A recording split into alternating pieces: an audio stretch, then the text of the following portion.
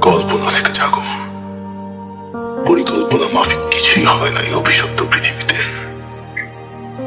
যতই তোমার বয়স বাড়তে থাকবে, তুমি অনুভব করতে থাকবে বাস্তবতায় শুধুমাত্র অস্তিত্ব আছে দুঃখ, কষ্ট আর যন্ত্রণার। শোনো, এই পৃথিবীর যেখানেই তুমি তাকাও না কেন, আলোর নিচে আধারের অস্তিত্ব থাকবেই। যদি বিজয়ীর অট্টহাসি শুনতে পাও, তার সাথে পরাজিতের আত্মচিৎকার অবশ্যই মিশে আছে। নিজেকে শান্তিতে রাখার স্বার্থপর প্রবণতাই সকল যুদ্ধের মূল কারণ। আর ভালোবাসাকে রক্ষা করতেই জন্ম হয় ঘৃণার।